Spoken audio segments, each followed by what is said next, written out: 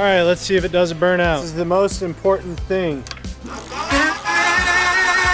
One of my favorite things about this bike is the fact that it's so lightweight. It's around 70 pounds, give or take, but it makes it super easy to just fold up and stick in your car. Most of the electric bikes I get are much heavier than this, probably, you know, closer to 100 pounds, give or take. It's nice to be able to just kind of throw something around and not break my back doing it. Now there's actually a bracket right here you undo to fold the bike in half, and then these handlebars fold down, but I'll show you that in a minute. These pedals actually fold in as well. They have a little thing you press with your finger. Super cool. Nice little kickstand. And these are cable driven disc brakes, so they're not hydraulic. You don't run the risk of, you know, air getting into the system or needing to bleed them or getting a leak or whatever. Super sturdy rack back here. This is also a very wide rack, which I haven't seen on any other bike that I've gotten anyways. Something else really cool is the tail light is not only very sleek and operational with brakes, but the tail light is hardwired into the battery. It doesn't have its own AAAs like a lot of these do. I don't know why the manufacturers do that. It's super annoying. And then a Shimano Tourney 1, 2, 3, 4, 5, 6, 7 speed. Nice metal fenders. Got a super awesome seat right here. You push this little thing, it flips forward so you can easily get the battery out. I love that because I have a couple other bikes where the battery is actually inside the frame and you have to crack the bike in half and slide the battery out. It's just kind of a nightmare. This is cool. You just flip the seat forward and you unlock the battery, which is amazingly convenient because you have to have the key in the bike to run the bike. So if you bring it all the way back here, the battery's now unlocked. Yeah, it's unlocked. There we go. Go ahead and turn the bike back on. Flip the seat down. Now the reason I say that's so awesome is because if I'm loading this thing in my car, I want to be able to quickly get the battery out of the bike. I don't want to have to take a bunch of extra steps, and that just takes a few seconds. The battery's out. Crack the bike in half, it's a little bit lighter, and you're good to go. This is a cadence sensor bike. I'm not going to explain the difference between the two because I always do, but just yeah, it's got a cadence pedal sensor. One thing I love, which is the first thing I've seen from Engwe, and I think 4 bikes we've done, is a twist throttle. Usually they have a thumb throttle. I'm not a huge fan of that. I don't know, it's like holding my thumb down instead of just resting my hand on a twist throttle. Just makes all the difference. I really prefer the twist throttle. So we'll go ahead and fire it up here. There we go. Go up to pedal assist number 5. All right, let's see if it doesn't burn out. This is the most important thing. Yeah, good enough. All right, here we go. Ooh, I forget this thing's got some takeoff. I haven't ridden it for a couple weeks. Yeah, it's a really torquey little bike. Make sure I'm not getting chased out here by any weirdos. Somebody was just following me around in a little car for a minute. It was super weird, and then he finally took off. I relocated to like 3 different places, and he kept parking like a couple hundred feet from me and just staring. Like, bro, I drove way out of town so I wouldn't have anybody like stalking me while I filmed the stupid video, and here we are. So really good takeoff. Super nice. Got a nice little Hellcat whine to it. Really though, this bike it's torquey. Like, you don't find that too often in these bikes, especially the more affordable ones. Check this out. Like, that's not bad. It's kind of throwing me back a little bit. Super cool. So now we'll go ahead and test the different levels of pedal sensing. I'm always curious to know what kind of speed you get out of each setting. This has 5 settings, so, oh, look at that. 5.6 miles an hour out of the first one. That's awesome. Nice and slow, that's what I like. Number 2 took right off. 9.3 on level 2. It's got some torque, guys. I don't say that unless they do. 15 miles an hour on level 3, 19 on level 20. Okay, let's see if we can pedal it past 20 miles per hour, because it only goes to 20 on throttle. Okay, so we're exceeding 20.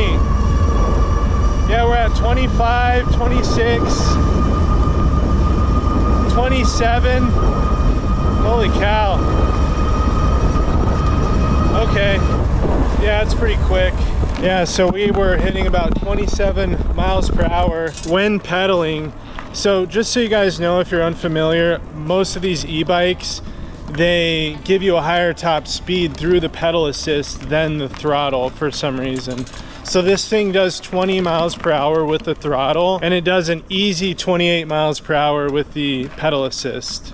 I'll show you guys the speedometer from a dead stop. Okay, here we go. 1, 2, 3.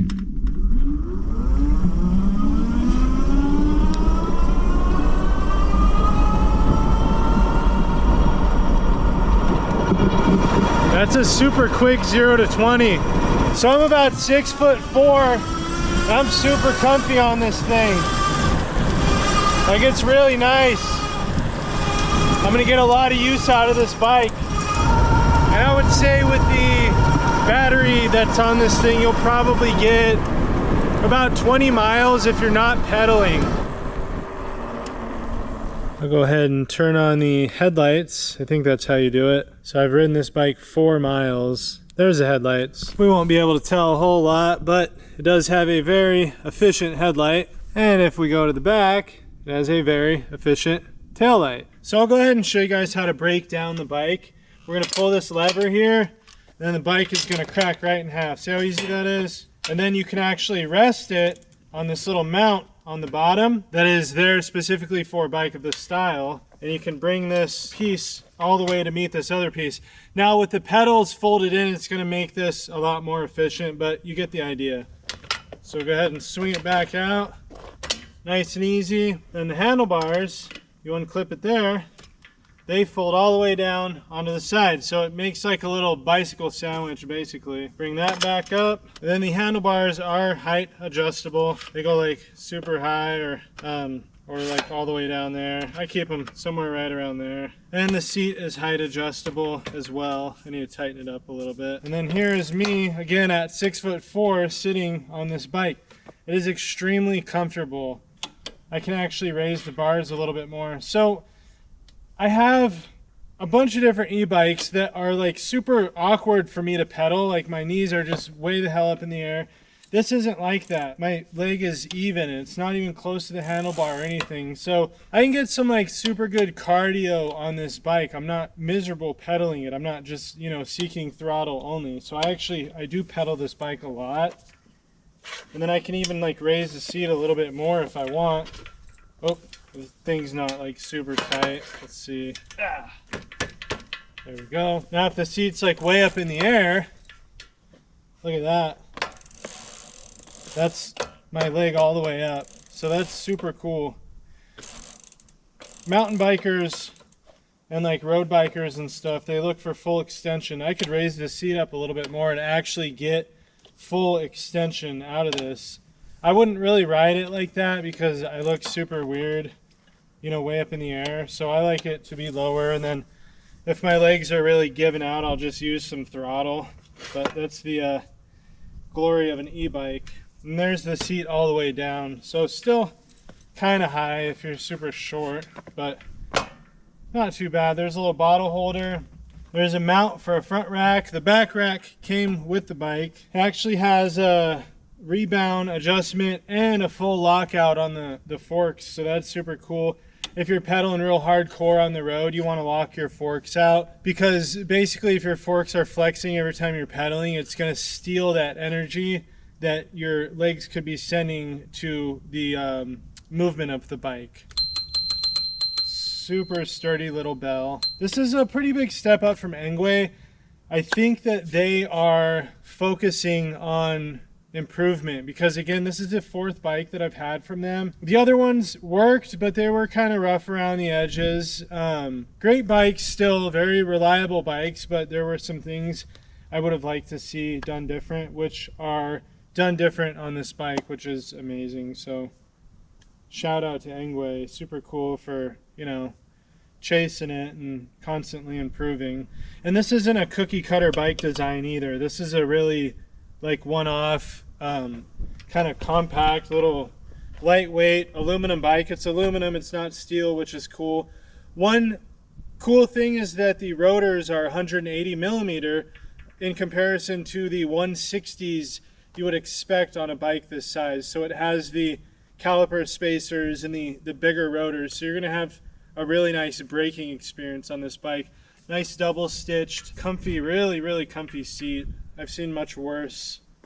Nice ergonomic grips with the palm rests on them. The tires are smaller than the typical 20x4 you see on these bikes, so that makes the bike significantly lighter, which is a huge plus for me. And I'll go ahead and get some nice little clips of the bike, give you guys some up close things. Nice derailleur guard here. Motor is in the rear hub, and I've never had a problem with Engwe's motors. They're very good. Beautiful welds on our frame here. Nice little computer box down here that's all welded and sealed up super nice. Just the most beautiful welds you could ever imagine. Yeah, look at those aluminum welds. The frame's gusseted up front. It's gusseted right here. Here's a nice little support. Really nice front sprocket. Nice cranks. Nice color.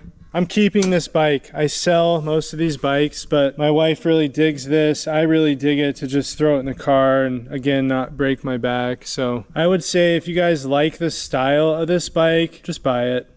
You're not going to go wrong. Look at that craftsmanship. Just getting up close to stuff. There's nothing bad to really say about this bike. Well, that about sums it up. If you guys haven't followed my other channel, it's called Remote Trooper. It's named after my other off-road vehicle that I typically use. Please subscribe to this channel and to that channel as well. Thank you so much. We will see you guys soon. Take it easy.